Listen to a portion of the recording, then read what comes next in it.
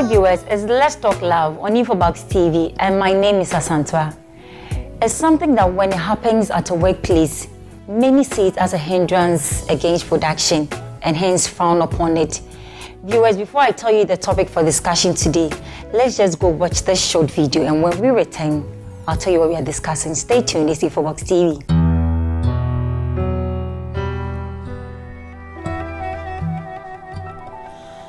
I am ready for love. Why? I believe you saw what's happening there. What we are discussing today is office romance. And I have with me in the studio David and Natalie. David is a radio presenter, Natalie a scriptwriter. You're welcome to the show. Thank you. Natalie, office romance. Have you been involved in an office romance?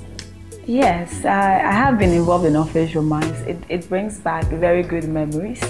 I remember my former workplace. My boss called me and told me about a colleague who was an immediate supervisor to me that he thinks we will do a good match. And not knowing the colleague actually was interested in me. I thought he was a pretty nice person. We hung around a lot. I flirted with him a little. I had free lunch also a lot of times. Like free things? Yes, I had a lot of free lunch, not knowing he had an ulterior motive. So one day he was like, you know what, I think we should start a relationship. And why not? It's a good thing. So I started a relationship with him. And finally I had to leave the workplace. Why? To save the relationship. Because we didn't want a lot of people poking their nose into it because it was becoming very obvious that we're actually dating. We used to tease each other and play a lot, but then we couldn't do that anymore because now it's like something else is going on. There's a tension between the tension and everything. So he was like, you know what, I think you should leave so that we will be able to build this relationship better. During working hours, at what times? He was a very conservative person, so we preferred coming very early. Before work time? Before work time, so at least an hour or two before work. Work starts at 8. By 6 o'clock, I'm already at work.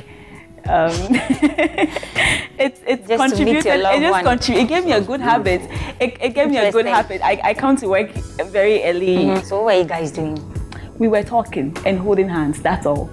At what time were you guys kissing? Kissing wasn't introduced in the early part of the relationship, actually. Only for, I think one time I remembered, in the elevator, it had to be quickly done before the elevator opened. Wow. Anyway, David. Yeah, I think that office romance can lead to two positive things. Both a great relationship because you do see yourselves more frequently. And then also, it can also be productive if your minds are in the right place. You see, because, I mean, any human being, if you feel good about yourself, you are more productive, you know. So I can see that being a positive thing. But then again, if you get it all wrong and get it all twisted, it will end up working against you and you end up wasting a lot of time. Let's look at the other side of office romance, those bad things that comes with it, especially when you are dating somebody in the office and you guys break up. Especially on a bad note, you are faced with working with an ex and you don't feel comfortable. When you see him talking to another girl, like that kind of panic and tension, and you just want to leave the job place, you want to change job, go outside somewhere because you are not comfortable.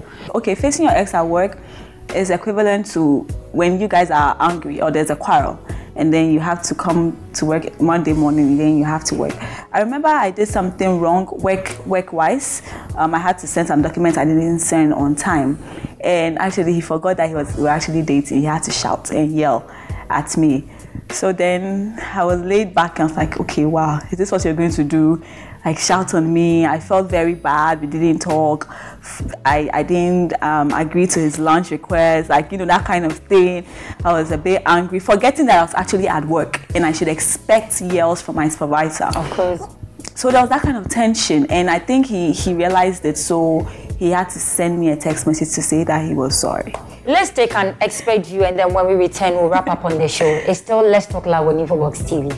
Office romance is basically two people in an organization finding each other attractive or wanting to be in a relationship or being in a relationship for diverse reasons. That is what it's all about. Now, you would ask that is office romance good or not?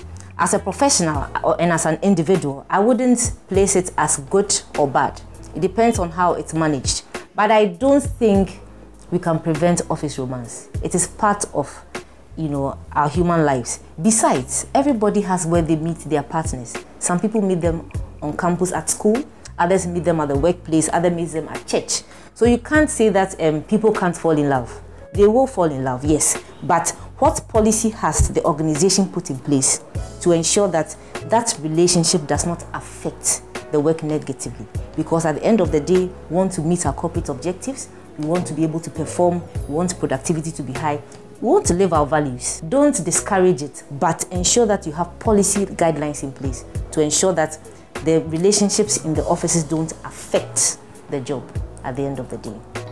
Welcome back. You're still watching Let's Talk Live on InfoBox TV, and our topic for discussion is office romance. David, what's your advice in general when it comes to office romance? I think that if it can be avoided, it should, because at the end of the day, as we've been talking earlier on, a number of complications can take place, that either will affect adversely the relationship or affect your effectiveness at work. You have found your loved one at the office, your relationship has matured. Would you advise somebody to date? My mom once told me that make sure you and your husband are working in the same place, because the day the company closes down, both of you will go broke. But if you find love, then I'll advise you do what I did. Step out. One of you should quit. Thank you, guys. Thank you. Thank you, Natalie, and thank you, David. Thank you. You're welcome. Passing through. So when it comes to office romance, it's very important that you weigh the pros and the cons. And be sure, very, very sure, to think through before you jump into it. And that way, at least, you'll be able to keep your head above water. Thanks for watching the show. My name is Asantwa on InfoBox TV. It's bye for now.